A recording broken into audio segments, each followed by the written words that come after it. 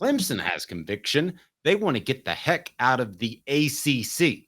Caleb, what's the latest on that? And what kind of time frame could we be potentially looking at for the entire ACC to implode? I know you have late news on that.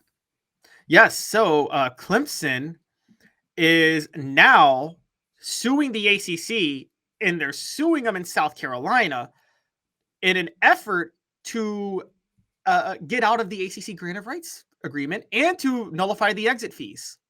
And basically, this comes on the heels of Florida State doing the same thing. Now, basically, what they're making the same argument Florida State's making. And here's the truth. Here's what they're both making.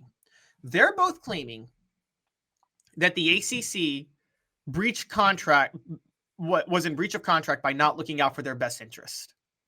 And the argument that they would make is that when the ACC locked them into this grant of rights deal and these long-term bad agreements with ESPN and then went and added SMU, Cal, and Stanford, the move was to make sure they could keep Clemson and Florida State, which, by the way, Dave, the move was to make sure they could keep Clemson and Florida State. That's why they did all of that. And by trying to do that, they weren't actually looking out for the best interest of Clemson and Florida State. So they're going to try to see if they can legally get out of the grant of rights agreement. Now, because this is going to be held up in the courts, this is going to move fast, by the way, guys, because Clemson's just the second school. I know of about 4 more schools that I think want to get involved in this, and I think you do too, Dave, in the ACC.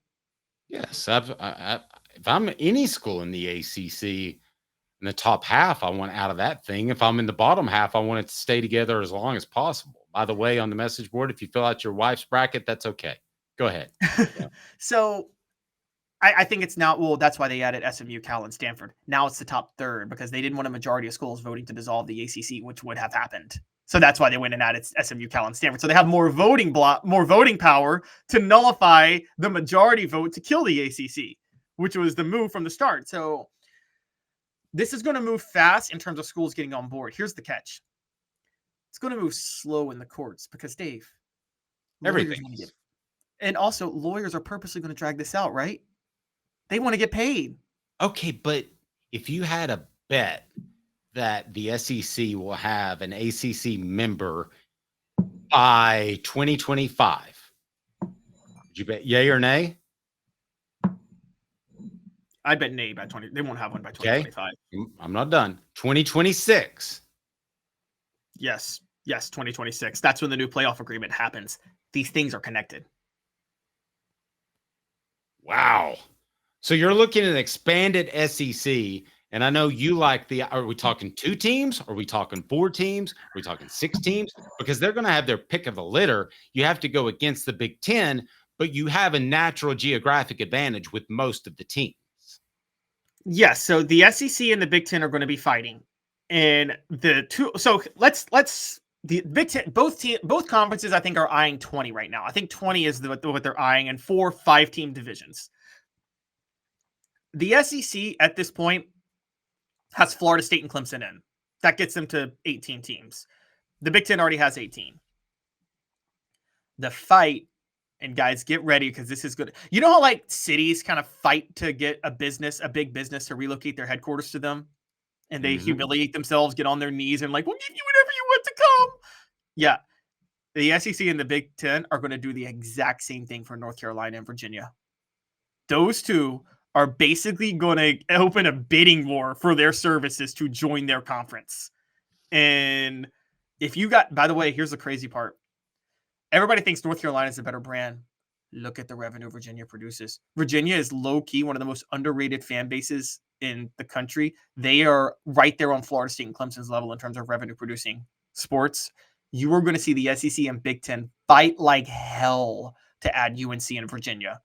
And the SEC, luckily for them, has a bit of a backdrop. If they don't get UNC and Virginia, they can probably go add like Miami or Virginia Tech or NC State or somebody like that. The Big Ten probably wants to keep AAU schools involved. What team from the ACC would be the biggest rival for Tennessee if they jumped over? Because you know as well as I do that everybody likes to call Tennessee a rival. Kentucky, Vanderbilt, it goes on and on and on.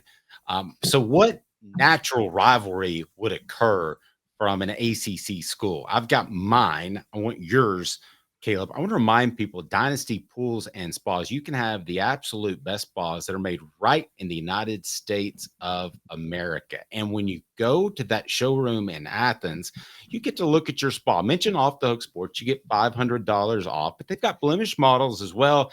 They've got military discounts. That's Dynasty Pools and Spas. And here's the great part. They deliver within 125 miles, and you get everything.